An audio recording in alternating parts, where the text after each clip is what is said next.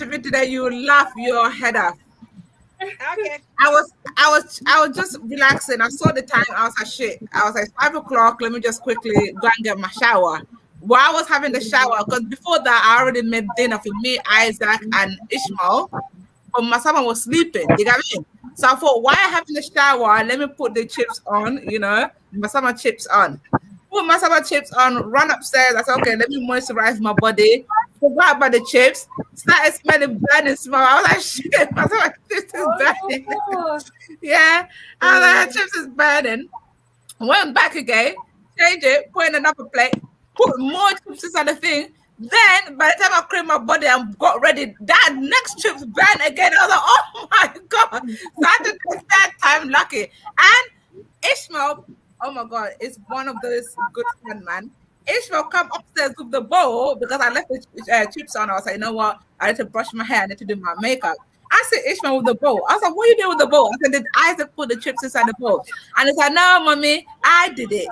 I was like, what do you mean you did it? He said, I took it out, I didn't hurt myself. I was like, oh my God. I said, thank God you didn't have that accident. I swear to God.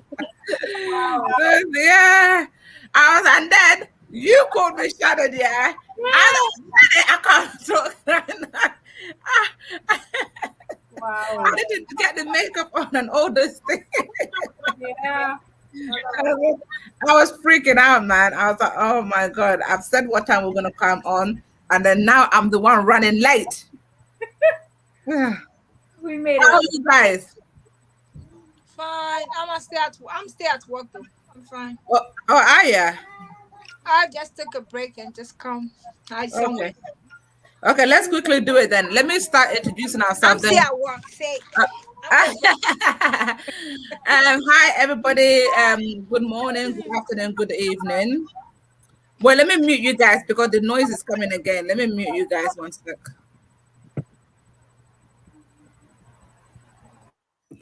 Hello, good morning, good afternoon, good evening.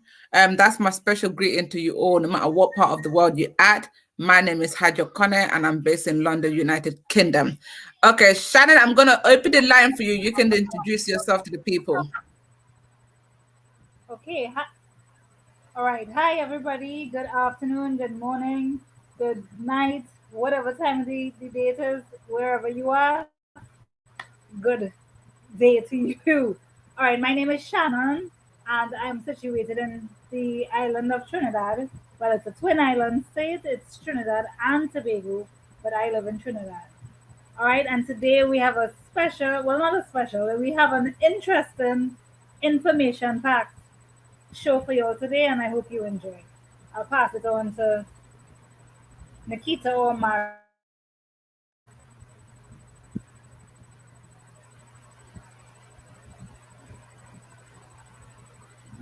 Hi everyone, good afternoon, good evening, or good morning, wherever you are. My name is Nocketa, and I'm located in London, England. I'm a mother of two, and I'm here today to discuss a very interesting topic today. Hope you all tune in and enjoy and spread the word. I hand over.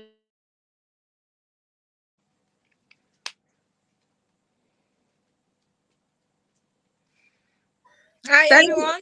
Yeah, Okay. it's your turn, Maria. Hi everyone. Good morning, good afternoon, good evening, wherever you are in the world. I'm right now in the UK. My name is Mariama, and presently I'm at work. So hope you keep watching and sharing our videos. Okay, today we're going to talk about alcohol and substances, but you're going to start the topic, Shannon. So please, would you like to open the topic for us? Is my mic? All right. So we are today's topic, as Maya said, today's topic is alcohol and substance abuse, and we're going to look at it in general, and we're also going to look at it in terms of relationship wise, like what draws some people together who abuse substances. What is their love? Their, the thing that they think makes it love. Because in most times it is not love. It is just you all have the same addiction and come together to share that addiction and be around each other with that addiction. So we are going to address um, alcohol and substance abuse, like the root causes, some of the root causes, because there are many. And we are going to talk about the ways it affects people individually and look at it in terms of relationships. And we're going to give recommendations for healing because the reason it gets out of hand is because of the refusal to heal, or not refusal sometimes. Sometimes you just don't know. So sometimes you think that is it, that you're there forever. And we're here to highlight the ways that you can come back from that. You can. It doesn't mean that it has to end in death or um, heartache and pain and a lifetime of that hell. You can come back from it, and that's what we're here to help you with. Because not only is the red flag show about identifying red flags, it's also about showing you how to deal with those red flags. So there's one thing to know what's going on and to identify, well, this is a problem, that is a problem, but it's the next thing to do something about the problem. Otherwise, it stays a problem for life.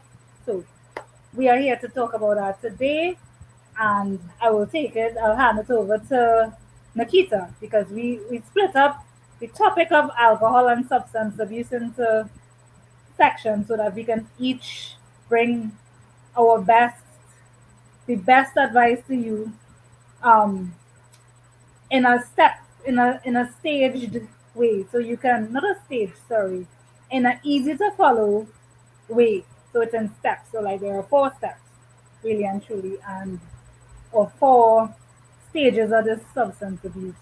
So each of us have taken the liberty to gather information and present it to you all in a way that is beneficial to you and a way that you can help other people, because that's the aim of it is to help either yourself or to help yourself and other people. It's not just information to hold on to. So I will pass it on to Nikita, who has the first stage first.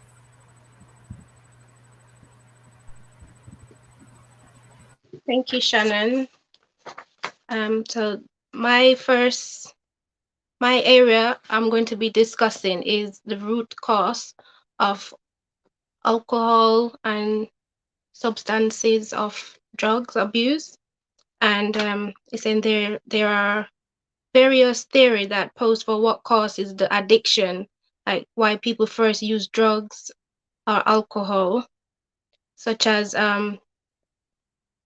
mental illness due to the environment, maybe childhood trauma, going through peer pressure, and so on. I know many people suffer from alcohol addiction because of some traumas that they have in their lives, i.e., that they've been abused growing up as a child and they haven't got anyone to turn to, or even though sometimes they do have someone to turn to, people don't believe them. So they have no option but to turn to alcohol or to drugs. Also, there's a cause of financial problem that some people having it really hard, so they turn to alcohol or drugs because they can't financially find a way out of some situation.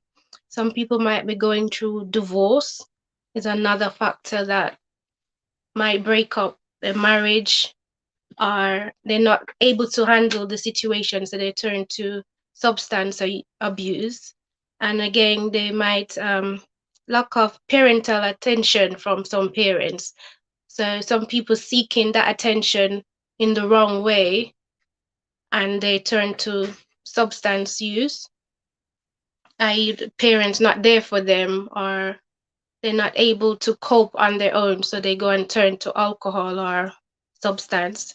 Again, it might be due to pain. Some people going through pain, so they will start off using substances like as a cure for their pain, to relieve certain pain from them, or they want to drown their sorrows as well. because I've seen people that saying they don't want to remember certain things, so they turn to substance abuse. And again, we have again, environment, as I said before, people growing up in certain environments, like saying their parents, seeing their parents using drugs, so they also start using drugs.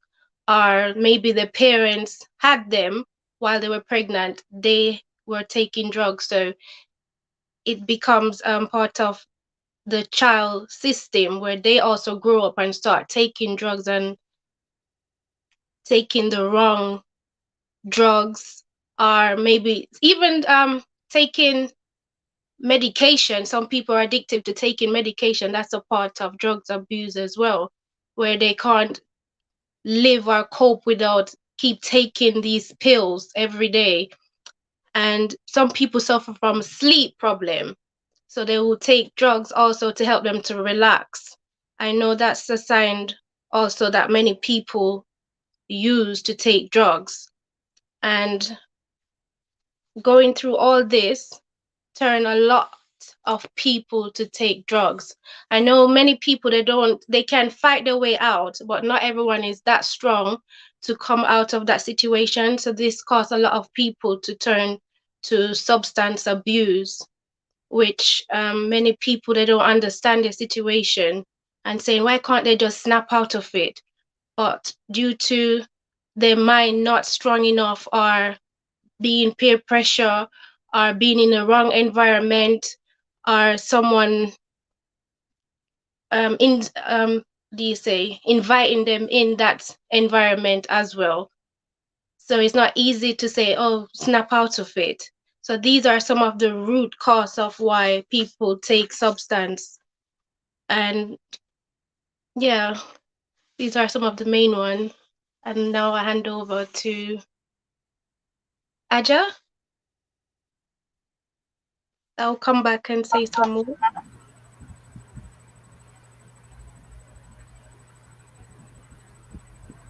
Maya, your mic is still muted. My mic is unmuted. Okay, it's my turn. What I want to say, basically with like Nikita names. So let me ask Nikki 1 minute, Shannon. Nikki, I name some of the reason. Name some of the reason why some people go and take drugs in the first place. It could be like relationship problem, divorce. It could be family issues. She names a lot of places, you know. And what we have to remember as well, like everything that she just named, is part of why sometimes people start, you know, the drug issue. Do you get what I mean? Like, if you grow up in a family where the family dynamic could be like all the time, parents falling out, parents arguing, that stress could lead onto you. Do you get what I mean? And then sometimes you don't know who you're gonna go and talk to. You don't know how to resolve the problem, and sometimes you can turn to drugs, or you could be like hanging around with the wrong people, like she said, the peer pressure. When you in like high school, for example, your friends them know smoking, and even though you're not a smoker, if you're not strong as a strong person, like you're strong, you know, like you can lead into that, because it's very easy for you to do exactly the same thing that your friends them not do. Do you get what I mean? And also, like for example, like relationship, like she named a lot of things, right? But like relationship wise as well, what people don't realize, sometimes you can meet somebody and you're not even on drugs, right? You're not even on drugs, you're not on no alcohol, nothing. And you can meet somebody and fall in love with the person, and that person can be a drug addict or could be an alcoholic person. And because you always around the person, and because you want to please the person and you love the person, you think, oh, if I drink the same alcohol that is drinking, maybe we'll be very close, or maybe he'll love me more. Like I'll be more of his body, he'll love me more. And then you start to some of them start to take drugs. It's the same thing we'll talk about celebrity like Amy Winehouse and Whitney Houston. That's all those people, like that was the cause of because of so much love, because of making the partner happy. Whatever the partner did, they did it. And this is why they become alcoholic or they become drug addict. It wasn't something that they started from when they was young. It was something that because of love that they fell into it. So most people think that when people take drugs, it could be because they're coming from pain, like an area where it's coming from pain. Sometimes it's not always to do with pain as well. Sometimes it could just be like pleasing someone. You always want to like peer pressure. That's it. You want to please the person that you're with. You got me? So I'm gonna, before I say more, get into more, I'm gonna pass it on to Shannon. Is it Shannon or Mariam? Okay, I'm gonna pass it to Mariam, and then Mariam will say the rest.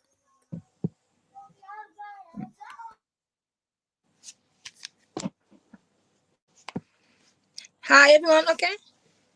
Can you hear me? No. What? Mariam, we can hear you, but before you start, Mariam, let me just say hello to some few people, because when we started the show, some of our guests said hello. Vali Sise, hello, we're all doing great. And Sise Kaka, hi, how are you? Joshua is saying it's not easy to stop. Yeah, Joshua, you're very right. It's not easy to stop. And then Discuss Morris said, how are you all doing today, family? We're doing great. Mariam, can you please start, please?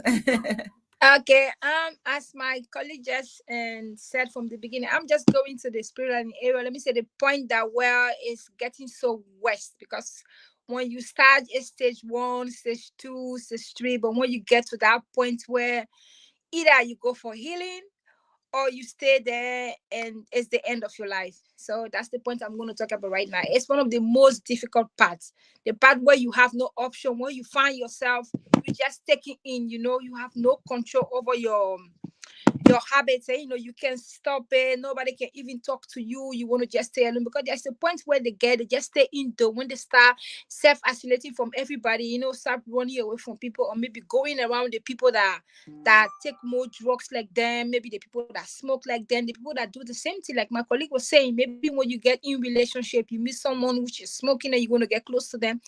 But once that person get to that stage where they can there's no way out anymore. They have got to that point where they need a help. Either you go for help or it's gonna take you down. Like how like my colleague was saying about the celebrities that I've taken, that I really went through. I didn't have time to go through all of those celebrities that at the end of the day, some of their life lost doing the drugs time. Like for example, Whitney is one of the person, because I used to love her. She's one of the person that I really used to follow. Unfortunately for her, she went down. Also after her, I think few months or a year, and she also lost her daughter, also went down the same way, because she was taking drugs too. So if you don't go for help, that's the place you find yourself. You find yourself going down, and once you get to that point, that is very, very difficult. But what you will tell yourself, like I think somebody just said that it's not easy. It is not easy, because I have a family member right now that is going through that. It's so difficult. He's young. It's so frustrating. And the worst thing is that it affects even the family members. Because at the end of the day, when you see that, you see your child, your brother, or any part of your family that is going through that addiction, and you can help, because the person have to help themselves. That's the worst part, because they have to be able, although it's hard for them, but they should be the one that go forward and ask for help. Because if they don't go that way, either way they're going down, you losing them, or they continue doing it and getting you'll just get worse. So those area at one of the point that is hard to talk about, because I remember the last time I talked to my friend, her son is going through the same problem. He's very young. I can't even hear. She's just crying. She said, he don't know what I'm going through, Haja. Talking to him to leave it is not easy, because I'm saying, well, we can just take him to the hospital. Maybe she's done everything. Is it going to the mosque? Is he praying? Is he giving him? He's not just taking him. Everything is just up to him. Everywhere you go, they will say, okay, why can't he be the one to go and seek for help? When they are, and for example, if you have a child or family member that is below 18, is better. Maybe you can take them to the home where you want to treat them. But once they are more than 18, that's a very difficult case, because they themselves have to go and ask for help. How can they go and ask for help when they're in the point that's the deadline? They are in the point where they can't even go out. They don't even know what they're doing. They are so comfortable in that zone. It's so hard for them to come out and say, I need help. So it's really, really hard. I'm not going to go that far. We're just going to stop here and I'll let my colleague, I think it's Shauna, that's going to talk about the healing area where you can go and get help from. Let me just let Shauna to continue from there. I will still come back. All right. So Mariama made some good points just now. Mainly that once you're over the age of 18, it is really down to you to heal, whether or not you want to stay in that state of depression and all of that, or if you want to come out, nobody can force you to do it.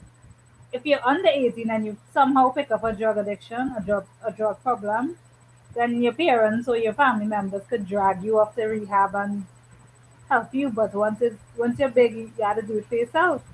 So, which is where what I have to say comes in. I'm just offering um, tried and tested techniques for healing from this, ranging from it's something that everybody could use.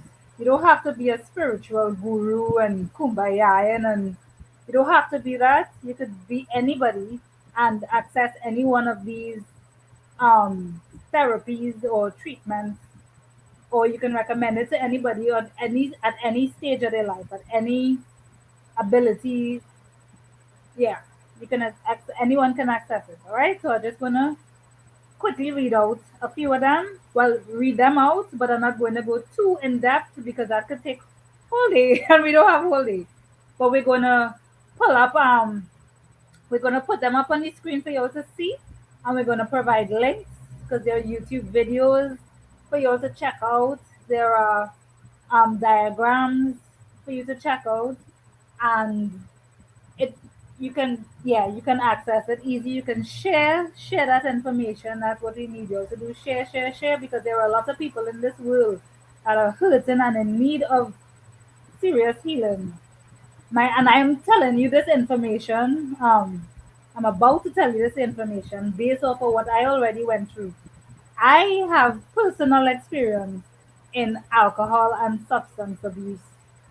I have personal experience in it because, as you all, most of you all already know, I had a horrible childhood, and my way of dealing with the pain that lingered after that was through partying, drinking, smoking, smoking weed. Because I never escalated it to the harder drugs. But weed in itself is a difficult drug to kick. And I don't care what nobody say about, oh no, weed is not a drug. It is a drug. It's very addictive.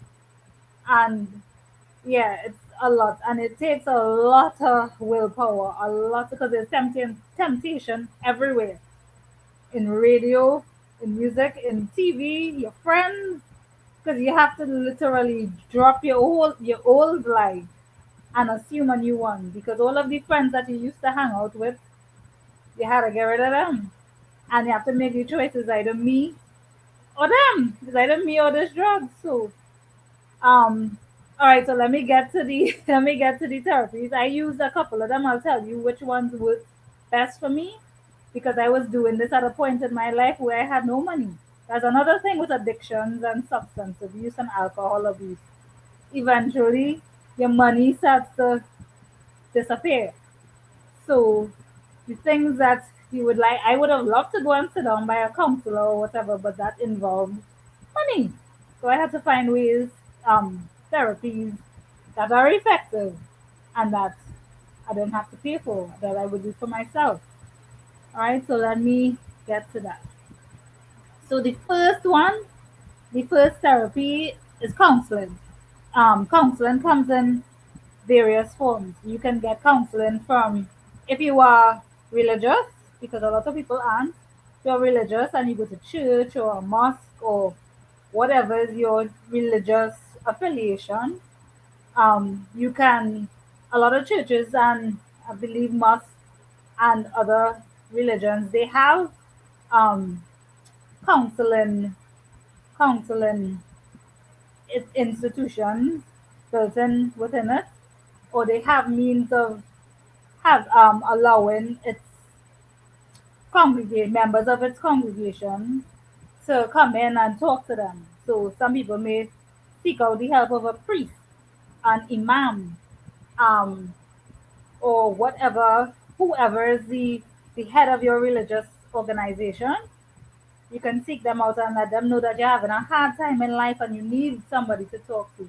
And if they themselves can help you, they would put you on to somebody else. So that is a direct that is a way that you can get help. You can also get help counseling through paying for a counselor, seeking the help of a trained psychiatrist. They can help you. A life coach, for example, there are like the life coaching business is booming right now. There are a lot of life coaches that you can access. Some that you can speak to in person, even the case with psychiatrists, or you can do it online. There is a lot of information online that you can access. And I even made mention of one particular life coach called Lisa A. Romano, a breakthrough life coach. I found her on Facebook, and when I was just scrolling through Facebook, and I stumbled upon her, and I was like, wow, she's saying everything that I need to hear right now. She was talking about childhood trauma, which is a lot of people who end up in addictive with addictive substances have roots in childhood trauma. Either they were raped, they were molested, they used to witness their mother and father fighting and arguing, and so that stayed with them for a while. So Lisa A. Romano, she stuck with me, but of course there are other people who would be able to help you. Um, rehab. We always hear about celebrities going to rehab and people going to rehab, and rehab allows for you to have time away from the problem. You're not still in the situation trying to heal, which is good, but then there is the problem of what happens when you go back, which is my thing. Like, okay, you're healed in the rehab, but what happens when you go back home? Which is why you see a lot of celebrities, they go to rehab, they come out clean, and then when they come back into the real world, they end up doing the same thing and then going back and forth to rehab like that, because you're going into a place of healing and peace, and then you're going back into the chaos that was your life. And a lot of people don't have the strength to just walk away from the friends, and because your friends are going to tell you, oh yeah, come now, nothing wrong if I take a little drink, nothing wrong if I take a little smoke. Oh, and you will feel pressured, and a lot of people cave into that, myself included. So I know what I'm talking about. Um, a lot of people try meditation and prayer. Meditation and prayer is simply ways of accessing the God within you, because there is God in each and every one of us. And meditation and prayer allow you to take the time, like quiet out the noise of the world, because there's noise everywhere. And I don't just mean like physical music blasting, making noise. I mean like things that you're thinking about. Oh gosh, I have to do this tomorrow. I have to see about the kids. I have to I have to find money to pay my light bill. I have to find money to pay my cable bill. And so meditation, but setting aside time to pray and meditate. As I see Maya and Mariama doing, I think it's 6 o'clock every evening. Or I know here it's 6 o'clock every evening. Yeah, that allows you like setting aside that time with you and We'll do it 5 times a day. or 5 times a day, sorry, five Yeah. times a day. Right. Setting aside that time, having that connection with God is really, really powerful, because a lot of people who trying to kick addictions, they're trying to do it alone with no help, with a lot of temptation coming at you. And that is hard. But once you understand that it's not just you fighting this thing, it's you go and God fighting these demons, is literally that. Then it have no stopping you. No matter who come and dangle with a bottle in front of you, some weed in front of you, it's not gonna unfaze you, because you're solid in your faith, whatever your faith might be. All right. So I made the mention of the fact that God is in all of us, and we all have the ability to access God, or what we call in the spiritual world higher self. We call it a higher self, God, same thing. Um, we all have God in us, and it's even made mention in the Bible. They tell us that straight up, but a lot of us miss it because of anyways, a lot of us miss it. So it says in the Bible in Psalm 82 6 is Psalm chapter 82 verse 6. It says, Ye I have said ye are gods, and all of you are children of the Most High. And we tend to forget that. We are gods and we are all the children of the Most High. There's nothing that can overpower us. And like getting that realization into your head. No amount of weed, no amount of alcohol, no amount of cocaine or whatever other drugs are out there. None of that can overpower the power of God. So I just want anyone listening, I want you to resonate with that and keep that in your head. You are children of the Most High. All right. So I'll move on to emotional freedom technique. This is what worked for me. I've been using this. I use it every single morning. This is what I include in my morning prayer, I guess, my morning prayer. Um, it was developed by Gary Craig, and it involves tapping of acupressure points. So its basis is energetic, meaning the purpose of the tapping, like you would tap certain vital energy points. All right, you would tap there, and whilst you're tapping, you're saying affirmations. And the purpose of that is to release, because there are a few rounds that you have to do. First round, I guess you would release the negative energy. And then the other rounds, you would be tapping while putting in positive affirmations. So if your battle has been self-esteem, you can say, I am confident, I am smart, I am beautiful, I am worthy, because that's a lot of our problem. A lot of us think that we are unworthy, and so we do things that match our unworthiness, getting drunk, getting high, and relying on that high to walk through life. A lot of us do that. So I have found the EFT, the emotional freedom technique, has been very, very effective, and it's free. Again, remember I told you I didn't have money to do it. I didn't have money to go to a counselor. So this was free and effective. And by doing this, the purpose of going to counseling, let me just compare it to counseling. The purpose of going to counseling is to have this very same effect.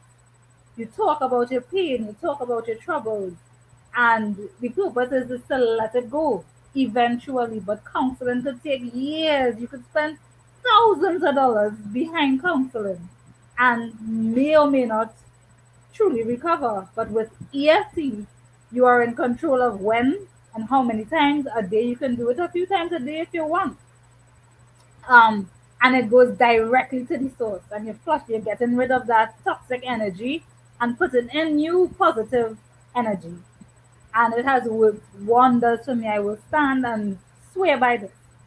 Um, we have some information and some videos on a video on it, and there's a chart as to how you would go about the tapping point. So we will provide all of that for you on the show in the comment section. The other thing that I tried and I found it two wonders again. All of the things, well, these two things I will swear and stand by strongly. Reiki. What is Reiki? Reiki is a Japanese form of energy healing, because really and truly we are all energetic beings. We are all that. We are all made up of energy. Um, so when bad things happen to us, it skews our energy. When negative things happen to us, we take on that negative energy, and which throws us off. That causes an imbalance within us. And that imbalance can lead to all sorts of problems. It can lead to health issues of all sorts. It can lead to heart attacks. It can lead to cancer. It is known in the alternative world that cancer, one of the causes of cancer, is the fact that you're holding on to a lot of resentment and hate and regret, and you're unable to release it, which is why you see people going in to get conventional therapies with um, to treat the cancer, to get rid of the cancer. They would go and get maybe chemotherapy. The doctor would say, "Yeah, we catch all of it. You're fine. You're good to go." And then it comes back. How could it come back if they get rid of it? It comes back because the root cause of the problem was never dealt with. The anger that you're holding on for your father, the resentment you're holding towards the people in your childhood, that is still there. You never dealt with the root problem. You went and you dealt with the plaster, the the the fact that there was a lump. You think by getting rid of the lump, cutting off your breast, or shrinking whatever lump was there. You think that that solved the problem, but it didn't. The problem is still there, waiting, just waiting, because while you think it's gone, you're still having the same thoughts circulating in your mind. You still, God, why I will hate you, boy. I will. You're still having those thoughts and still having that kind of energy. So, dealing with it through EFT, Reiki, is a great way.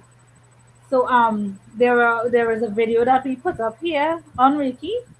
Um Reiki is basically hands-on healing. You can do hands-on healing or you can send light.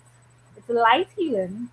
You can send, like, if I have a friend in Japan who has an issue that I want to help with, but I live in Trinidad, I can send, I am a Reiki practitioner, by the way. I can send lights to that friend. I was attuned to Reiki. I forgot to mention that part. Um, and it's all positive. It's all light. So there is nothing to be afraid of. It's all about healing and helping. That is what it's about.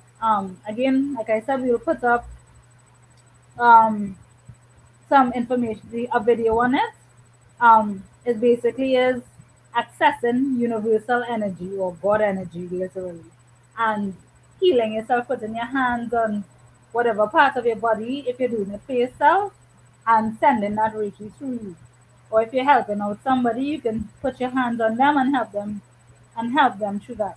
Or you can send light to somebody in another country. You can send help to them. All right, and finally, I didn't want to take too long with us. Finally, imagination. Imagination. We have the natural ability to create anything we want through the use of our imagination. We all think that imagination is some childish gimmick where you could imagine yourself to be a firefighter, you could imagine yourself to be a princess, or whatever the case is. But it's a lot deeper than that.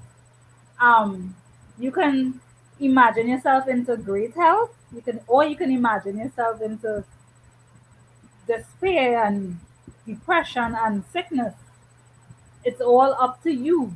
As we were saying earlier, it is the choice is yours. We are all children of the Most High, so we are responsible for ourselves. Nobody else. We can't blame anybody, really and truly.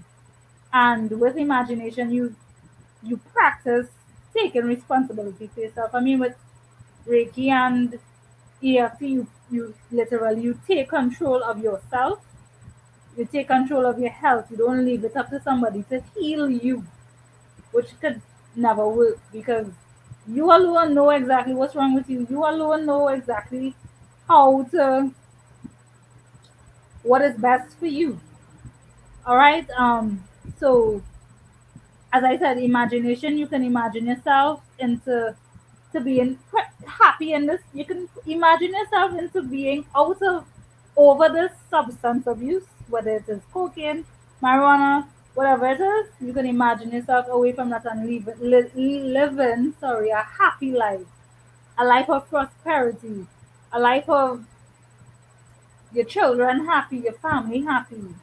But instead, what a lot of us do is that we allow outside influences to control what we imagine. So when we put on the TV and see the news and they're talking about war here and who do this and who kill who, we take on that and then we imagine, oh my gosh, if that was me, oh gosh, if that was my child, and you're inviting, you're creating your own horrible life. Instead, just brush it off. I mean, it's difficult to say just brush it off, but that is what we must do. We cannot allow other people to control our imagination because that is their imagination. They want you because there's a lot of money in war, there's a lot of money in crime, and a lot of people have invested heavily in this. So they want you to also take on that because if they imagining it and creating it, then you imagine it and billions of people around the world imagining it, then it's definitely going to be a reality for everybody. So if more people imagine positive things, okay, you and it's not that you're hiding away from what's happening in the world, but you're seeing it, you understand what's going on, but you choose. So okay, I hear about this, but I want to focus on the fact that yes, there is war, but there are a bunch of babies that were born today. Tons of babies that were born perfectly healthy babies, perfectly healthy deliveries, and the mother is fine. And all of that happened. Meanwhile, everybody else thinking about that, but you focusing on what's right. There are a bunch of people that got help. There are a lot of homeless people that got help today. They got food. A lot of people that were hungry and starving. A lot of people who were bordering homelessness. They were helped. They're now able to stay an extra month in the apartment that they were evicted from.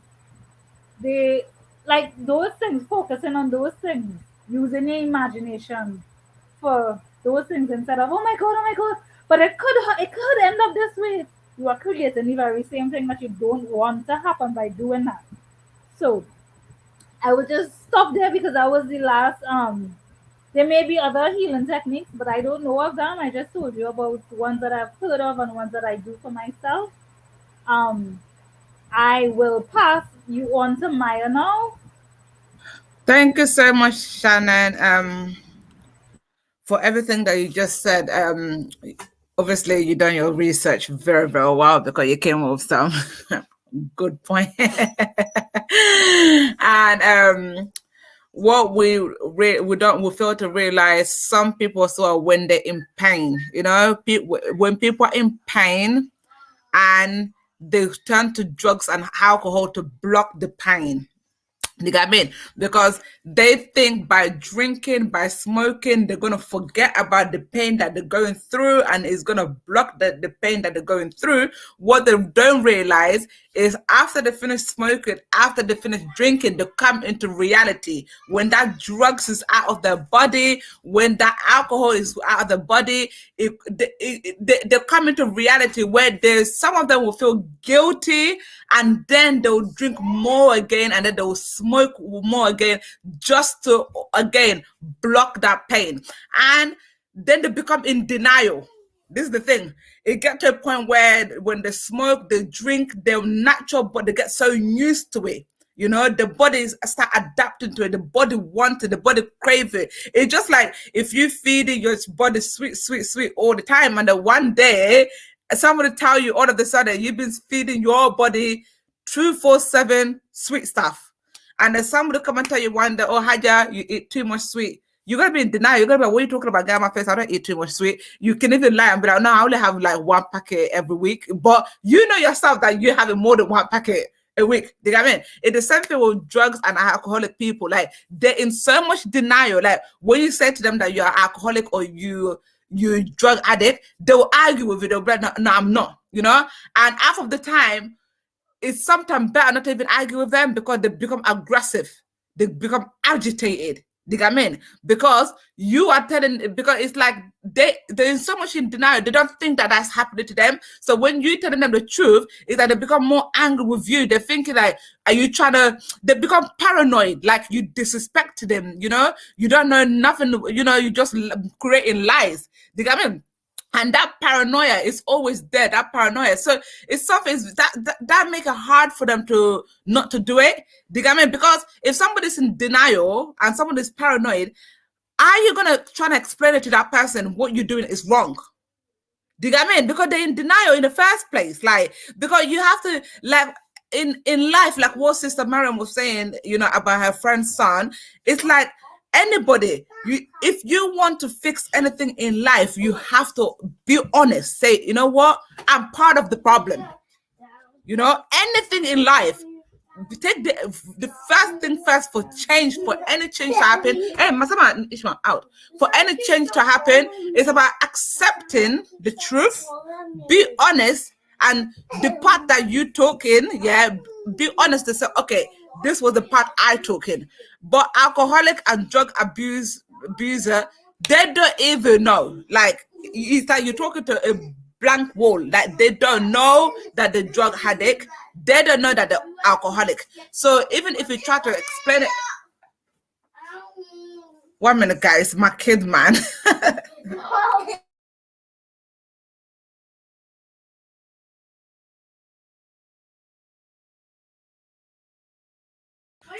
So, and that's the problem. So it's very hard to help them. As much as you want to help them, some of them won't go for that help because they're in denial in the first place. They're in denial in the first place. So, well, let me give the topic to somebody else to talk, because these people are driving me mad, so I can mute myself. Sister Mariam, please. Okay. Anyway, as my colleague was saying, it's a very difficult topic today. Believe me, it is. As I was talking, and I did tell myself that, of course, I know people that go through this, but it's hard to talk about. It's really, really hard, because seeing people going through this, and at the end of the day, as my colleague just said, they are in denial, they refuse. And not only them, sometimes even their family members, they'll be like, no, this person is not doing it. We have to just, because you know what they do? When you try to talk to them, they make you to feel like you are stupid. I don't like to use that word. Yeah, though, maybe when you want to like advise them, they'll be like, I know what I'm doing. Yes, I know I'm gonna come out of this. I know I'll take my own time. I know this is not a bad thing I'm doing. I am trying my best. And they are so smart. They know how to talk, especially when they are sober, because there is a time that they are sober. When you see them and be like, oh, is this person really or they're just pretending? They will talk to you like they didn't do anything, like nothing is wrong, like they are so okay that they even make it to feel like you are the one that is not okay, not them. Because when you're talking to them to ask for help, they'll be like, oh, what are you saying? I don't need a help. I'm good. I'm super well. I'm okay. I don't know what you're talking, In fact, they can even tell you, I'm not taking anything. I'm just having one day. It's not like I'm kind of, maybe sometimes I need it because it's just for few time, but I don't abuse it. They really, actually, they really make you to feel very, very worthless when you're talking to them. They act like they have idea of what you're saying. I know, because I spoke to one of them. When I'm talking to that, they'll just look at you like, what are you trying to say? Because it's in denial. It's in denial. Yeah, I'm smart here. You are the one that don't know what you're saying. You better calm down. Oh my God. To be very sincere, I got in that place where I'm like, is it really okay, or is it like just pretending, Because sometimes when they behave, they make it to feel like they are very smart, that you are the one that don't know what they're saying. So if you keep talking to them over and over, and especially when I said in the part where they are sober, there is sometimes they are really, really sober, because I've been in contact with them. There is sometimes that they talk to you like they know everything, accurate in everything that you tell them. So you'll be like, he's saying, is he really taking it? Maybe he's just kind of, Then after some time, when they take it, when you see them in the mood, then you know very well that you were not even joking, that they really taking it, and it have really getting into them. And it's so difficult because the parents, and that's another thing I want to say also. There are some parents who show that it's not like they don't want to accept it, but it's hard for them to accept it. It's just a very, very hard place where they don't want to accept that the child is is going through days. They don't want to accept that is something that will be done, because as I said, the child, once they are over 18, that is the most difficult part. Mariam, not to cut you off, is not especially the community we come from. Is the parent, what the parent will do, they try to hide it for a while. They're embarrassed of it, they're ashamed of it, because they don't want no one to know that the kids are taking drugs or drinking alcohol. So because they're so embarrassed of what the outsider will think they hide it for so long until it gets spiral out of control. Do you get what I mean? Once it gets spiral out of control, some of the kids, when they drink so much and take alcohol, they sense sometimes, like they sense, just it's like it just there's something blocking this normal sense. They become violent, they become aggressive. Do you get what I mean? And then that's when now parents are scared of their own kids. Do you get what I mean? Like, even to talk to the kids, they don't know how to approach the child. Maybe the child gonna get violent on them. Do you get what I mean? Like, I have somebody there in my family that is going through, and it's very sad and it's very painful, because that person, and no, this weren't that person. Do you get what I mean? And a lot of the time as well, I don't know about if Shannon, you Nikki, I believe in this, but where me and Mariam come from, sometimes people say the jinn, the jinn have entered them, the spirit of the jinn have entered the body. So it's not really them doing it, it's the jinn inside them. That can be all that. So it's a very tough one as well, and then it can be financially as well. Some children, when the parents don't give them money, it can lead to death. Because imagine you giving your child money all the time, and then the more money you give them, and then they go and buy drugs or alcohol with it. It gets to a point when they become drug addict or alcoholic. Parents then get so worried, and then they don't want to give them money anymore, because they think, if I give them money, they're just going to go and buy those things, and those things ain't good for them. So imagine you give your child money all the time, and you all of a sudden refuse. And the thing with drug addict, once they're not able to go and buy because they need it, the body have got so used to it. So why they're not able to go and buy it, they're either gonna steal to get it, or they're gonna they can steal family member money. For example, they can steal your money, they can go and get it, or they can go to shop, do shoplifting, go and sell the stuff, and go and buy the drugs. Do you get what I mean? Because now it's something that the body is so used to, and the body crave for it. Do you get what I mean? And without it, it's not like they mean to do it, but because the body is craving for it so bad that that they're in the level now, they will do anything to get it.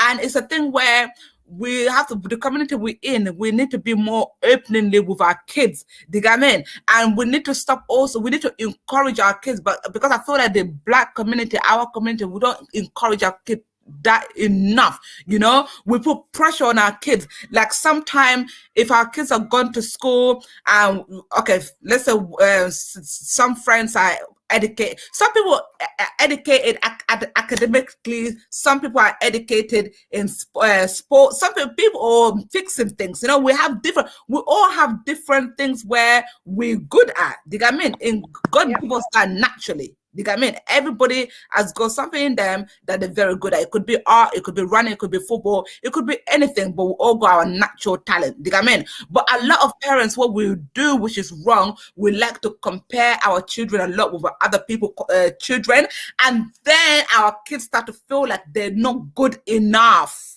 You get what I mean? Our kids start to feel like they're worthless. Do you get what I mean? And then the child will automatically put in her head, if my mom is comparing me with a friend's son, which is educated, I must be stupid, I must be worthless, and then that's when they start turning. Some of them, I'm not saying all of them, a lot of them will start turning to substances and drugs. They will start doing it because why?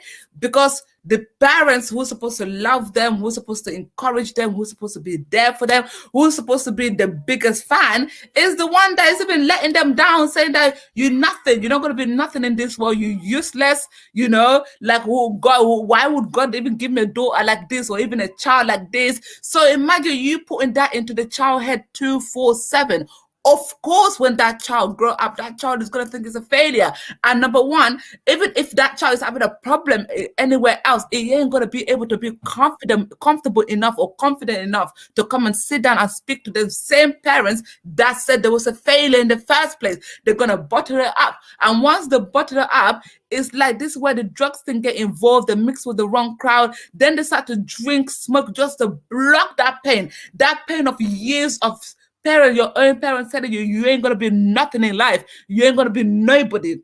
You get me? Imagine, and this is what I keep saying to people: make sure when you have children, talk to them organically, or with organic word. Don't talk to them harshly, or or insult, because to you it might be quick anger, quick insult, but it's how they take it in. And one thing about insult, once you dash it out and the person take it in, they will constantly be thinking of it constantly, even though you have forgotten about it few years down the line, but the person you dished it to hasn't forgotten about it. It's in their head. And especially if you're a parent, it's even worse. If it's an outsider, they can deal with it different. But imagine your own dad, your own mom telling you you're nothing in this world. You're an absolute failure. You ain't gonna be nothing. Look at your friends. They're doing this. Look, they're doing that. Why did God give me a child like you? And if you keep saying that to a child, trust me, this is some of the things that they're gonna start doing. Mariam, 1 minute. Yeah, Mariam, let me mute myself. You can talk, darling. Yeah, I have two important things I want to talk about. Yeah, you're talking about parents, okay? The parent side is especially the fathers. I have few cases where the fathers are not helping, supportive at all. They'll be like, especially with the African, they'll say, as soon as something bad happened to the child, that's your daughter, that's your son, he's the one, they always, men, I'm not going for no man. If any man feel is annoyed or feel that I'm not going for no man. I'm talking from self-experience. I'm talking for things, this thing that's up. It's a very, very tough topic for me. From the beginning, I didn't really get it well because I didn't really come to a point where I want to talk about it, but it's something that happened to very close family to me. The fathers are not, most of them, they don't help the matter, especially the African ones. Especially where we come from, like from Liberia, Guinea, Sierra Leone, they will start accusing the mother. You spoil your son, you spoil your daughter, you are because of you. Because I noticed that as soon as when even let's talk about the especially the drugs and the alcohol side, everything the fathers always blame the mother. Why? Why the society is stay just one place? When this child was born, this child was not just born to that mother. When that child used to come to the house and say, Daddy, Mommy, I want this, it's not just the mother that used to give it to the child. You always used to contribute also. Why is it that because the child is taking the wrong way or maybe something happened along the way, fathers would just sit there and just put all the blame on the mother? It's the mother, that's your child is spoiling, your child is doing this. It's always like that. I've been in contact with so many people in closer to me, believe me. The fathers have never been supportive. Sometimes they come in, but they get tired soon. Some of them come in from the beginning, but at the end of the day, they get tired. They'll be like, oh, I'm tired, your child can't listen to me, or for whatever reason, they just give up. And that's so bad, because if that child is doing that, it's not the mother's fault. It's not one parent fault, They both parents get something to do with it, because all of this comes from, as we always say, from childhood. When no childhood trauma, from school, as sister that is saying, maybe you don't even know how you're talking to the child, but there's something that you say to the child, it will affect that child. That child will start coming in themselves. Oh, my parents are saying that my friends are making A and I'm making D. Oh, it's not good. And and the child feel that, because it's not everybody that's good for education. It's not everybody that all those rich people right now in the world, they have a lot of rich people. If you check that educational background, you will just sit down and say, what? I'm not going to school anymore. I'm just going to hustle and make money so I can become rich. So it's not every child that we born that have to be a degree holder. No. It's not every child that will be a footballer. No. It's not, because even in our Black society, you see that now the football thing is so interesting. You see men will be saying, when the woman pregnant, oh, I want boy child because my son is going to be like Ronaldo, like Eto'o, like this. Hello. Even if that child happens to be a boy, he doesn't have to be a footballer. He doesn't have to be famous or be whoever you want them to be. Be a nurse, be a doctor, be a lawyer. Let that child be who they want to be. Because once the child hears those negative things from the beginning, it do affect them. That's how it's easy for them to get into all of this thing that they are getting in. And the next one I wanted to talk about is about the gene stuff. I have to be sincere, as a Muslim, and I know so many, if there is a Christian that is watching, they will agree with me. This thing really, they do exist. Out of jealousy, because maybe somebody cannot come, they cannot get to you because your spirit is so strong. They can give it to your child. They can just make your child to behave in a very funny way. And some people, their imam. I don't know if you all know the imam is something like, for example, your faith, your belief is not strong, anything can come through you. So though even the drugs thing, all of this, sometimes it's because they been inspired by an evil eye. Somebody gave you an evil eye, maybe when your child was small, maybe because this you have a child and this person doesn't have a child, or because the child is coming up to be a nice or better man or better woman tomorrow. Somebody will afflict them with an evil eye. So all of that exists. But you know, now when you talk about that, people will start saying, oh, maybe he doesn't believe in God. But believe me, if you read the Quran very well, you will know that all those things exist. And some of these things make the children to misbehave also, making them to smoke, to drink, to not listen to their parents. All of these are effects of some of them, not all. But sometimes when the child get in it, and when whatever is it that they have done to the child, add on it get worse. And the only way you can get that help, as my colleague Shona was saying, is through spiritual. If it's something that have to do with gene and all of that, it's only through prayer, because it's only God that will heal that child. Even if that child go to whatever place that you take that child, hospital, that child is not going to be okay. So I just feel the first step is just praying. That is just the first step in those things, because they are very, very sensitive when it comes to drugs, especially when the sound that you can look for, especially when your child is coming up very well, everything is going on well for the child, smart and everything, and one day the child just lose control.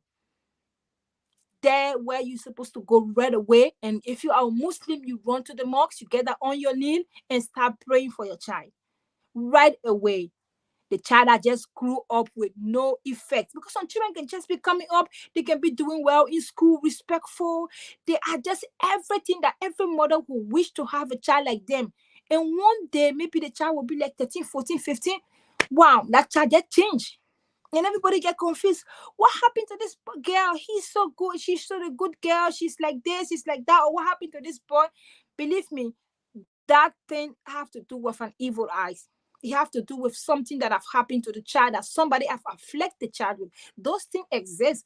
I know sometimes some people will say, oh, all those things that juju, that whatsoever, but they do exist. If you read the Quran, if you have to go through the book, you go to, if you somebody that is spiritual person, you go to the church and you go to the mosque, you listen to the preacher, and you also read your Quran regularly, you will know that all of this exists. When people don't get to you, they get to your child. So the sooner the better. The first sign that you see, in fact, when you see your child talking to you 1 or 2 times, going out there doing things that hiding things for you, you have to be very fast, because believe me, it happened. And those things, that is even the worst part. Let's forget about the celebrities own war that they in, but let's come to our own war, in our own war, like in West Africa, or like with the blacks. Let's look at our own environment and see how people children are spoiling. Before, in Africa, believe me, you never used to see drugs. It was like a taboo in Africa before. Seeing people smoking in Africa, seeing people drinking in Africa, it was like a taboo. But believe me, now you go to the nightclub, Guinea Conakry, that is a Muslim country. If you see the young girls, beautiful young girls smoking, drinking, you will be like, wow, you'll just be like this. So those things, they exist. Now drugs in Africa is even, it's just common on the street. They get it everywhere. So we really, especially the parent, let's try our best. Daddy, please, daddies. When the child go wrong, when something happened to the child, it's not only the mother. It's not because the mother loved the child or because the mother gave the child everything they want. So it means the mother is the reason why the child spoiled. In some time, the mother can know that the child spoiled. I think my colleague mentioned it before. I think it was harder. They will try to hide it because of shame, because they don't want people to know. But believe me, mother, if you hide that, you don't love your child, because the more you hide it, the more the child will do it. And before you try to cover that up, it's already late. Let you or the child take the child for help, because most of the things sometimes it happen when they are younger. As I said, if for example it doesn't happen when they are very young, you just see them one day they start doing it, that's just 2 way. Try to seek for spiritual help first. That's the first things you think about. When you see your child in the age of 15, 16, 17, 18, they never used to do anything. They just started doing things like that. Please run. Don't even sit down. Run and get all the spiritual help you can get. Get down on your knee as a mother. Pray for that child. Do anything you can do. Because once they are over age, they are more than 18 and they move out of your house, or they are on their own, or they meet a partner that is also doing the same thing. May Allah subhanahu wa ta'ala bless you, and Allah just have to intervene, because if not, that he's just losing your child. You losing your family. And as I said before, I've seen so many cases. This is something that I know. I'm smiling right now because I talk to people every day about this. Say, most men, they are not happy. If anybody is hearing this, I'm not going directly, but I'm just trying to say that the mothers also need help. And mothers, if your child is going through this, don't be ashamed to talk about it. It's not a crime. You didn't look for it. It's not like you were the one that was smoking. It's not like you start smoking and take the cigarette or whatsoever and give it to your child, or take one glass of alcohol and say, child, come and join me, let's do this. No, even if happened to be that case that you were in depression, okay? You were in depression, and one day, for whatever reason, you decide to get your child to drink, or you pass the drink to your child, whatever reason is. Let's just say, because you don't judge people who always judge one side, and it's not good. Even if you happen to do that one, and when you already see that you've already seek for help, don't leave the child alone. Join that child with you. If we can remember the case of, let's go back to the celebrating for Whitney Easton. See what happened to her. She died, and it didn't even stay long. Her daughter followed on. What's they said that she was also taking drugs, like the same way her mother was taking drugs. She took drugs because of her men, and the child also followed. So we should just try to just do everything. But the first most part for me, I can always say, is just praying. That's just the first part. Because right now in our society, it happens a lot. The children, one day or for other, you just see your child just wake up and start smoking and start misbehaving for no reason. That is just a big red sign that there is something. If it's not a spiritual problem, but the first thing is you should check the spiritual problem, which is very important. And not only going straight to the spiritual problem, you also have to check going to the hospital, because they have to detox all of that in the person's system. If you don't take that stuff in their system, if they themselves is not willing to, like, say, okay, like for example, my colleague then case, they decided, you know what, I'm going to do this myself because I need to build myself and I need to change for myself. It's going to be so difficult. And anyway, let me leave the topic with my colleague. Before I'm gonna give Kita time to talk in a minute, but before Kita talk, we forgot to mention as well. I had something in my head now, but I even forgot. Yeah, and it was a good one actually. Let me give Kita the topic to talk, and once if Kita start talking, maybe I'll remember. Yeah, Kita, yeah. Thank you. Thank you, Sister Mariam. While you were speaking, you brought back so many memories to me. As you were saying about parents, if they don't speak life into their children, that can lead them to depression and lead them to taking illegal substances. And it really touched my heart, because I too, growing up, before I used to be so scared. I was abused as a child growing up, and and looking for love in families, and also going to my dad for love and support, but not able to tell him what I was going through. It really hurt. And to see that, I think because of that, I was locking so many things in my mind that I couldn't process. So that was affecting me in school as well. It was really hard. And remember, he used to always say, "No, you're such a pretty dunce girl. You're pretty, but you're dunce." So, going through all that, I started accepting that something was wrong with me as well, that, I wasn't as bright as my other sisters or friends or some other people. So I started doubting myself, stopped believing in myself, not seeing my worth. But one thing I was glad for, that I was brought up into the church. My mother was always in the church. She was a praying mother. And for that, I give her thanks for that, that she, because of her role model, I was able to stand firm on my faith and to not be led astray as other people will do, because it's not easy. And as you were saying, that fathers, they don't know what children are going through, but they start saying, oh, it's the mom's fault or it's the kid's fault. People need to speak life into their children. They need to sit down and speak to their children. Don't just speak things over your kid's life, because it's not right. I remember being here in England, since I moved to England, also have my own children, and it was really getting to me, always having so much depression on me that one day I just walk out of the house, leave my husband here with the kids. I just walk out because I just couldn't take it anymore. The anxiety, the depression, the headaches, it was too much. And I remember one day I just walk out of the house and walk to the hospital, and I say, I cannot take it anymore. You need to do something. And I remember going, and all they gave me was just painkillers and said, take it easy and rest. But that still wasn't enough, because I was looking for love, looking for support, looking for someone to turn to. It's like everywhere you turn to, there's no support, there's no love. And I remember after finishing at the hospital, I went, and then bus stopped running, and I was like, oh my God, what am I gonna do now? I'm stuck. I remember praying, and I said, Father, if it's not for my purpose, but for the purpose of my children, please take me back home to my children. Keep me safe. And I don't know this man, nowhere, this bus driver, he picked me up, dropped me to a bus stop, and then he came back and still saw me standing there at the bus stop. And I went in this bus driver car that he went and picked me back up and dropped me all the way home. And I was like, thank you, Father, thank you. I don't even know why I get in the car, I don't know if he sent an angel, he sent a messenger just to carry me back home.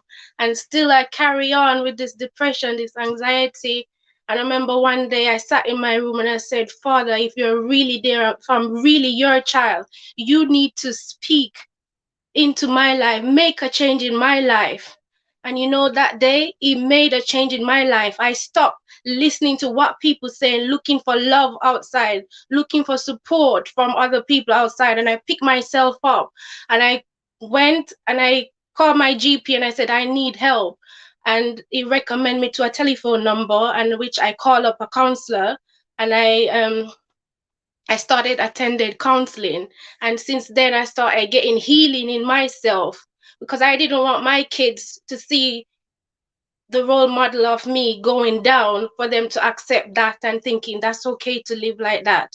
And since I made that change, started to cut certain people off, I don't care if it's family, friends, I just start getting rid of people from my life and said, if I'm not gaining any benefit from your presence, I don't want you around, because I don't want you to lead me the wrong way, because they're introducing me to drink. Come, let's go out, let's party. But that wasn't me. What I was yearning for wasn't that. And that's what caused so many people to go and take drugs, to go and drink. But for one thing, I just want to thank the Most High Yahuwah that he has kept me, that I didn't take that path to go and take drugs, that I didn't go and start smoking, drinking. So that's it's so good to trust in the Most High, because if it wasn't for him, most time I even hear voices say, just jump over the train track. That's how bad it was. So it's not easy when someone is going through depression. It's not easy when someone say they need help. Or sometimes they just need a listening ear. Just listen for someone, still voice crying out. They don't want you to come and judge them. All they need is for you to just listen. And just that listening ear can help them and to guide them the right path. So no matter what the situation is, just listen to someone, because you can make a big change in someone's life. And I want to thank everyone that supported me, my pastors and my work colleague as well, where I used to work. They always encouraged me, always supported me, and for that I give them thanks. And most of all, I give all honor and praise to the Most High Yahuwah, because he has kept me and make a big difference in my life. Now I'm doing my own business. My children are doing so well. I've just so many different changes happening in my life that it couldn't be any better, but because of the man up above that made all that change for me. So wherever you can get the help from, go and get the help, because there is help for you. You can make a difference in your life. Thank you. I hand over to Haja. Thank you. Thank you so much, Keita. You have even made me yeah, you have made me kind of emotional tonight. And you know what I love about us four ladies sitting here? We all have got, I'm not saying everybody in this world got a story, but what I love about us four ladies here, we all been through a lot in life and we all got a deep story and that have made us stronger and keep going. Do you know what I mean? Like the depression you was talking about, babe, I for 14 years now I've been suffering for that depression. Like from the outside I'm happy, you know, I can take photo, like photos can say a million things. Yeah, you can take photo, you're happy, you're excited, but that depression, like people don't realize, and this is why I'm always keen on my prayer. I'm always keen on my prayer. I'm always keen on my prayer because I'm like, you know what? The only person who can help me, my friends can't help me, my parents can't help me, is Allah. Do you get me? He's the only one that can help me. And I always say to people, I said, you know, like sometimes people say to me, oh, Haja, like you had a child young. I was 19 when I had my first child. Do you get me? And I remember because of my childhood trauma, Shannon, you know, and Nikita, you know, you guys know me from when I was young in school days, you know. Me and Shannon was the same year, and Nikita was about 2 years above me, if I'm not mistaken. You got me? And I was such an angry person, like angry person. Because of my childhood trauma, I was always angry. Like somebody just have to look at me the wrong way, and I want to fight. And I used to want to fight everybody. Shannon knows, and even you know what I mean. So it's something that I'm not even making up. I used to fight, like always getting arrested, always going to the police cell. And when I got pregnant with Isaac when I was 19, and I honestly till this day, I believe it was Allah telling me, wake the hell up. Like I need to give this girl a child, for God's sake, so she can concentrate on this child and not concentrate on her anger. Because if she don't have this child, it's like she'll probably end up with the wrong route or end up in prison. I honestly believe till this day that Allah gave me a child so my focus can be on my kids and not on the fighting and the argument and all the other bullshit that I used to do when I was young. Do you know what I mean? But my main thing was, it wasn't no drugs, it wasn't no alcohol, it was just anger. I was constantly fighting, like fighting, or like Monday to Friday would not go if I weren't in one fight or one type of argument. I was always something. Do you know what I mean? Like, and this is why, like, even when I went to therapists and I spoke to the therapist people, and they used to always ask me, Ajo, why are you angry? And I told them, like, my childhood trauma, what I've been through. Do you know what I mean? And it's a thing where it did help me a little bit.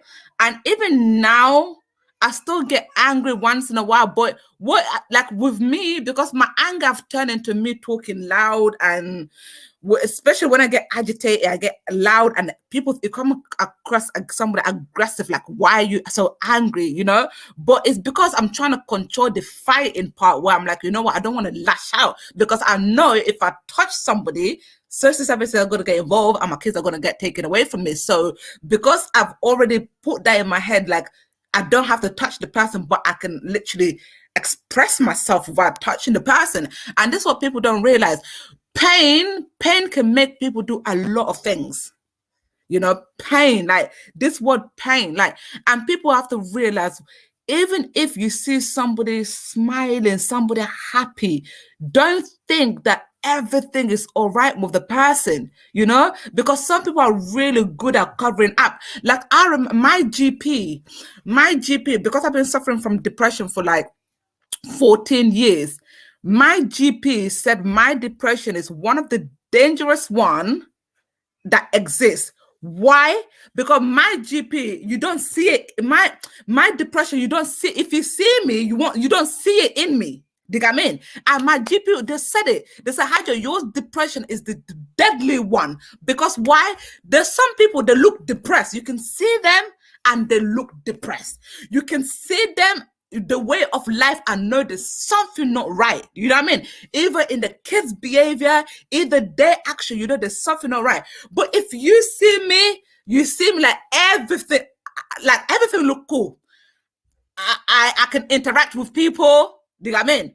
Like I'm clean, my kids are always clean. Do you get what I mean? Like, but inside of me, not everything is all right. I'm stressed, but because I've learned to bottle it up, but I've learned also to keep me busy. I've teach myself that keep going, keep yourself busy. You don't have time to think. You don't have time to stress out or freak out.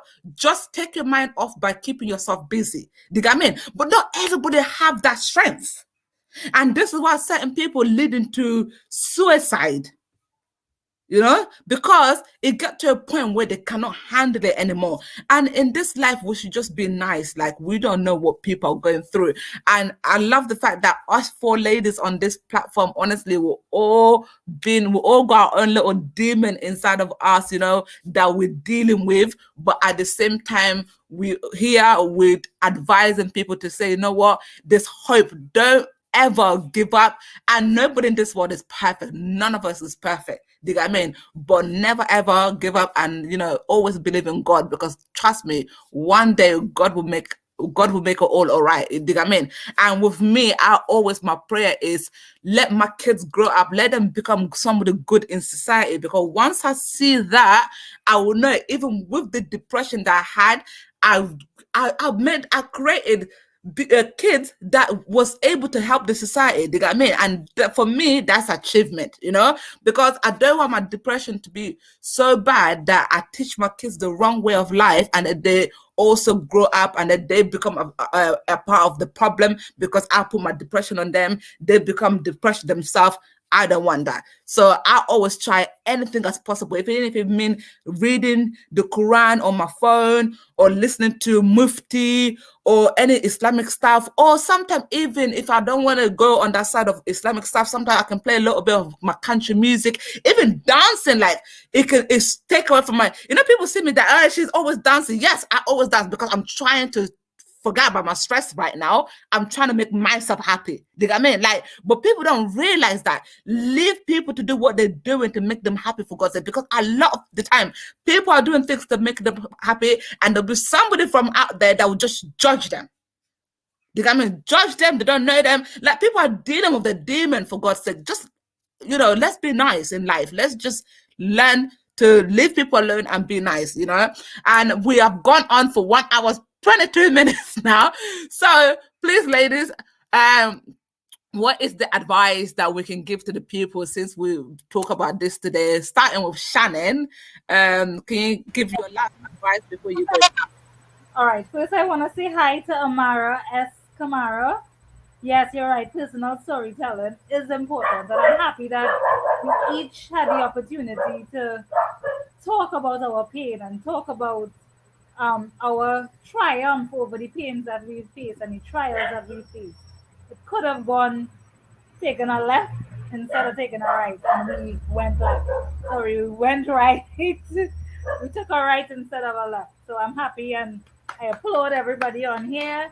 Maya, Nocketa, and Mariama, good job. And I hope that our talk today inspired everybody listening and every one of your friends, because I'm hoping that you will pass it on to your friends, share it with your friends. I hope it inspired you all to heal from whatever it is you all are facing. And like I said, there are many ways to heal.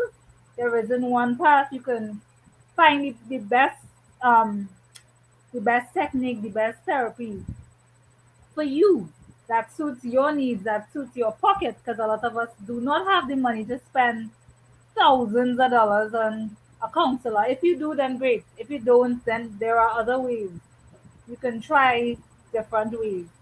Seek out your pastor, your priest, your imam, or whatever religious affiliation you have. The head of that organizations seek them out and they would help or recommend somebody that could help. As I believe Nikita was saying, talking. Sometimes you just depression is a serious thing. A lot of people go around the place saying, "Oh yeah, well I'm depressed." They don't understand the difference between depression and a little bit of you're feeling sad. All of us feel sad at certain points in our life, but depression is a long-standing pain that you just can't shake. Like how Maya said she suffered from depression for 14 years. 14 years. It can stay with you that long. It can stay with you that much longer. And a lot of people, And yeah, Shannon, not to cut you, mine is depression, and now anxiety follow the depression, right, and insomnia also follow it. So this right. is why. This is why, and people don't realize it. Like it leaps from one thing to another. Because I was depressed for 14 years, and even till now, I'm going through it. And then, like the anxiety, like even to go out, I'm always worried. I'm always have to, think about, I think about everything in life, that anxiety is in it as well, like how people will be straightforward to be, okay, we're going to town today, right? My brain will be like it will be going crazy, like, okay, I'm going to town today, I need to do this. Oh my God, like the anxiety, like, oh no, I don't really want to do it. Like I end up staying in the house because my anxiety, like I don't go out with friends. Ask any friends that know me, I don't go out. I'm always in the house. I'm always in the house. I don't go out. It got so bad because of my anxiety. I do everything online, like food shopping. I do online because I'm scared if I go to the shop, my anxiety will start and I'll start freaking out. So shop, yeah, I do most. Anybody that know me, I don't go out. I do most of my stuff online, and that's it. Because and then the insomnia I follow. I don't sleep. I don't sleep. I want to sleep. I don't sleep.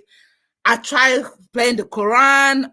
I try even, YouTube where I put the weather when when it's raining, that raindrop for me to sleep. I don't sleep. It gets so bad when my dad is online and see me online, my dad has to write, go to bed. Why you don't sleep? Like anybody that know me, no, I don't sleep. They're like, how are you gonna be awake 24/7? Like you awake through the night, you awake throughout the day, and only sometimes throughout the day I can squeeze in 3 hours or 2 hours sleep. But that's not even enough. Do you get what I mean? And people close to me, they're like, Haji, you need to have the right level of sleeping, because if you don't, your eyes, you're gonna have some really big bags under your eyes, like, And I'm like, but when you're so used to something, so it's like people, and the reason why I don't sleep is like, it first started with Isaac, right? When I had him, like when he's breathing, like I constantly used to be paranoid to watch him to see if he's breathing, and all this thing. And every time when he's sleeping, I'm constantly checking if he's breathing, and that made me paranoid. And over the years, I got so used to it with all the kids, and then my sleeping didn't happen. Do you get what I mean? Like sometimes I try to force myself. I'm like, you know what? I just need to. Don't you see? Sometimes I'm online 247. Like anybody can message me at any time of the night or any time of the day or any time. You get a reply. Like yeah, I just don't sleep. And sometimes people say, why don't you get sleeping pills? But I'm scared. Like even the antidepressant tablet, like my GP give it to me, I refuse to take my antidepressant tablet because I'm thinking it will create more problem into my system that I already have. And also people say to me, why don't you get sleeping tablet? I'm like, no, because I'm scared. If I take the sleeping tablet, what if I oversleep and I can't go and pick up my kids from school? Then, it'll be like another string again, like social services, school on my neck, because I've overslept. So it's one of those one where like I just can't wait until my kids get to a certain age where they can go to school by themselves and they can wake up by themselves. So at least I can get back to the routine of sleeping. I haven't slept for 14 years. I don't even know what sleep is anymore, to be honest. Like I haven't had a full 7 hours or 8 hours sleep. The maximum sleep I've had during the day is always 3 hours or less, Mariam, you wanted to say something. I'll unmute you to say it. Then after that, we'll give the topic to Shannon, because then we'll start closing the show. Yeah. Okay, I just want to come in. Thank God, and Nikita just mentioned, she mentioned about God. I'm so sorry, darling, for what you went through. I was so emotional. I even was sharing tears. Anyway, it's just part of it. And for you, Haja, I will get back to you. But the best way ever to get with and the anxiety or whatever is just reading the Quran. Maybe just not reading the right way. You're not concentrating. That's the problem. When you are reading, you have to have your mind there. Take your mind off everything and just concentrate straight on the Quran. Believe me, you will read that Quran and it will take you to bed. Because I do read the Quran every night before I sleep, and I sleep so sound. I have a thyroid, okay? I'm a thyroid patient. I have a thyroid, and mine is not really showing. I don't know if you know thyroid. It's an apple, and how they call it in Africa. I don't know, Adam apple. Yeah, but mine is not coming out because of whatever reason. Mine is just mild. I take medication, so it's quite under control. So, and one of the problem with thyroid is not sleeping and all of that. But believe me, I don't have no sign of it. That's why every 3 months I do go for blood test. My doctor always tell me everything is normal. He's an Indian man. He's like, ma'am, I don't know what you count, but you are so normal. Your thyroid is just, and I just laugh. And he said, what do you do? And I told him, I just pray. I just read the Quran as much as I can. I said I read the Quran so much that it's not that I don't have it. I do have it, but each time I go for blood test, it doesn't show anything. Every day I'm tired with normal. It's so good. I'm not like I'm tired. I love it because that's how Allah subhanahu wa ta'ala want it to be, I'm already healed. But just that I say I have to be on the medication for now. So for you, after the show, I'll get back to you. You and I will talk about that. But if anybody that is watching that want to gain from this and you are a Muslim, even a Christian, believe me, reading the book of God is just the best way to get out of all of everything. Putting God first is the best way. Believe me, I got married when I was very young. I went to Spain, I was young, and I was all alone. I was there with friends. I was a little bit confused, but from the day that I took the book of God in my hand, life have been like this for me. Everything is just alhamdulillah. Everything is just thank God. Believe me, God is just the way. It's just the first and the foremost way to go. In any kind of depression, anxiety, anything that you're going through, just pray. And when you pray, be focused. To be focused is very important in life. If you're doing something, even if you're having an exam, you doing your exam and it's hard for you, just be focused and steady in what you're doing. Pour your mind on it. Don't get distracted. Get just away of all those distractions, telephone and all of this. Put them away and just read whatever you are reading and believe that you can do it. You will do it. Speak life into yourself. That's what I just believe. I'm going to do this. I wake up today. I'm going to do this and I will do it. Just speak life to yourself. I'm not even comparing God. When it comes to God, everything with God is just light. It's just simple. Wallahi. I never used to sleep with a thyroid. Ask anyone. Many women suffer from thyroid. You don't sleep. Your hair will drop. Your nails. My nails is so long. My hair is breaking because I don't like plaiting my hair. So that's the problem. But my nails is so long. I have to be cutting my nails myself. Most of the signs that the doctor, I do not even have all of those signs. And how do I get them? It's because of God. It's because I'm reading. I remember I used to watch Mufti. Mufti said, sometimes when you read the Quran so much, you will be healed. Something will be happy to you. You'll be sick. But God will get rid of all of your sickness. You will never know that you are healthy and you go for a medical checkup. That's where you will say, wow, really? What was happening to me? So believe me, my sister, that's what I say. After the show, I'll get back to you. But whoever is watching all over the world, believe me, praying, reading the Quran, the Bible. I'm a Muslim, but I went to a Catholic school. So that's what I'm talking about, the Bible. We reading the Bible, the Quran, putting God first in your life in any situation. It's just the key. It's just the best way to get rid of them. Any kind of problem you're going through, just pray. Whatever you are doing, just pray. I think that's just my own advice.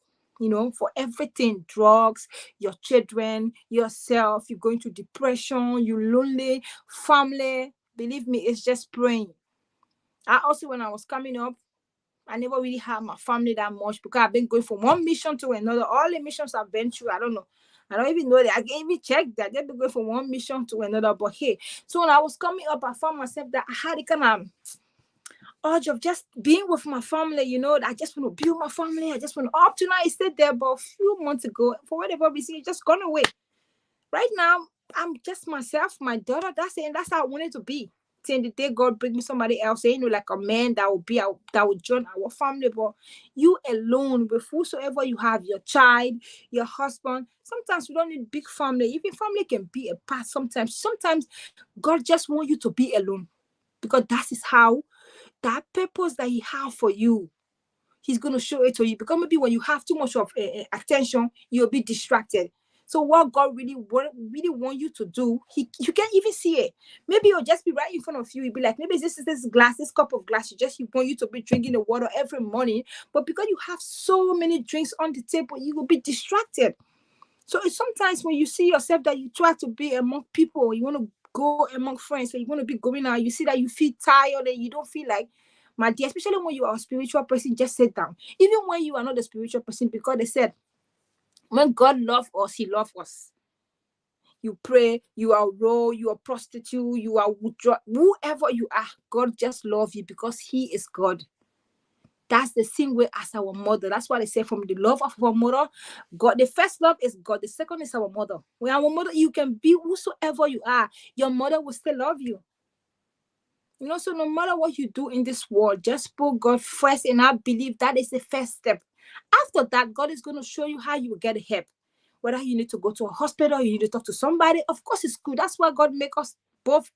Everything that God created is two in partner. In two in pairs. What I mean, I'm sorry, two in pairs. Everything that God created is two. So everybody have their partner. You need to talk to somebody. That's why you created us that way, so that we can get somebody to talk to. So at the end of the day, you need somebody to help you, to talk to at least listen to you. They are not going to solve your problem. They don't get it wrong. They are not going to solve your problem, but they just need to listen to you. You need that listening here. You need somebody to lay your shoulder. Somebody that when you cry, you put your head on, they will just, play with you and say, oh, don't worry, everything is going to be fine. Just somebody just tap your shoulder up that, hey, girl or boy, don't worry, everything is going to be fine. That's why God make those people to be with us. But if at the end of the day, you find out that you cannot get anybody to be with you, girl, when you get to that your house, take your book, that is your Bible or your Quran, and read. I know very well, because our people, some of them, when you are Muslim and you try to talk about Christianity, they'll be like, oh, what is she saying? I'm not God. So don't even judge me. I am not God.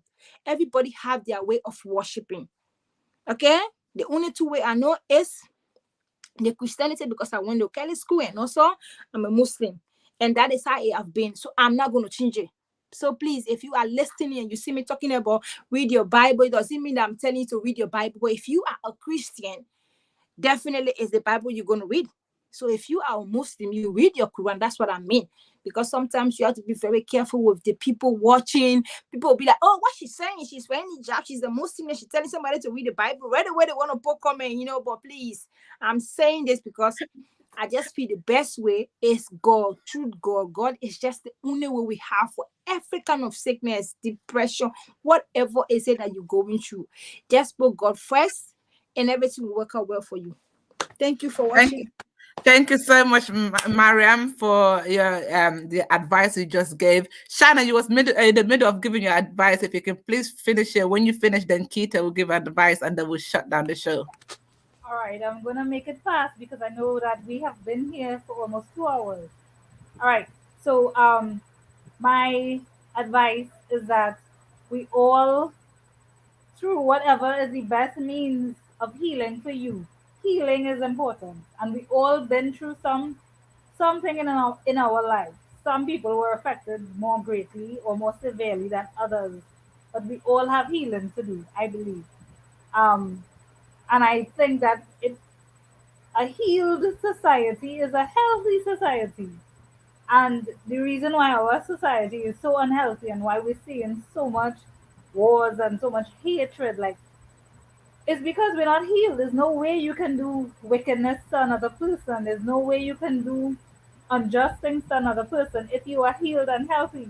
The reason you're doing evil and the reason you're doing wicked things is because you and yourself not feeling whole, or you're taking out your anger and frustration on somebody else instead of you trying to figure out how you can heal from it and be a better person to people, be a better person in society. You decide, nah, F that. I'm gonna make everybody else feel my pain. I hurt them, so I'm gonna make you feel like shit.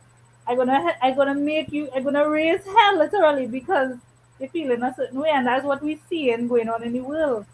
So I hope that this talk that we had, we all shared something, and it was beautiful. We all. I hope that this reaches a lot of people. If you hear it, share it to a friend, share it with a friend. And I hope it inspires people to heal. One by one, we can heal the world, literally. We have all dreamed of a healed world and a happy world with full of happy people, loving people. And we can do it one by one. Just be nice, be good to people. Be nice, don't take out your pain. Look at how Maya said that she's been dealing with stuff for 14 years. She has been feeling pain and she didn't go out and I know her personally. I know what she's been through and she did not go out and inflict that the same thing that she went through. She didn't inflict that type of pain on other people. She'd never belittled anybody. She never tell anybody, oh, you're stupid. That is why you're like this. You'll never reach anywhere in life. She didn't do that. So even though we feel we went through a lot of stuff, don't turn around and tell somebody the same thing that made you feel how you feeling. Do the opposite. Be nice. Nobody not supposed to look at you and see misery and hate and depression on your face. It's only through talking to you they would hear your story, but no, you don't walk around with that kind of feeling. Heal from it. Seek seek spiritual help in the form of prayers and meditation, and Reiki in itself is also spiritual. It's just a different way of accessing God. Um, do what makes you feel that bring out the best in you, and try and spread that feeling, spread that joy. If there is more love and light in the world, we would stop seeing this stupidness, wars, and all of this. Is created by people who suffering in pain. So we can be better. We can do our best to be our best and to help other people do their best and be their best. So that is my message to all of you all. And I'll pass it on to Nikita, who will give us some finishing words, some inspiring thoughts. Thank you, sister. As Shannon was saying, whatever the situation may be, don't inflict your pain on others. Try to seek help. There might be a brother or a sister that you can reach out to. Even us, if you want us to pray with you, to fast with you, we're here. We'll fast with you, we'll pray with you, and it will be in confidence. Whatever the situation may be, we're here for you, and it won't go any further. It will all be in confidence. So reach out to someone. Also, if you know someone that's in need, reach out to them. Give them a hug. Sometimes all they need is just a hug, you know? Some people that they don't want you to be talking. They just need to be embraced. And most of all, the Most High is always there for you. So just reach out to him. Pray. Ask him. He's just standing there waiting for you just to hope in your heart to him. And know the situationship, whatever the relationship may be with the family, with friends, with any whatever it is, he can heal the situation. He can come true for you. All you have to do is just open up to him, go and seek some help, read your Quran, read your Bible, because it's very important. He will always give you a word, no matter what it is. He always come true and he will give you a comforting word, because I'm a living proof of that. He has come through for me. He has taken me to places that I never knew I would come back from. And it's all because of Yahuwah that has kept me and that has led me. For that reason, I can also be an inspiration to someone else. I can change someone else's life, so whatever it is, seek help before it's too late. And we love you all. Thank you. I hand over to Haja.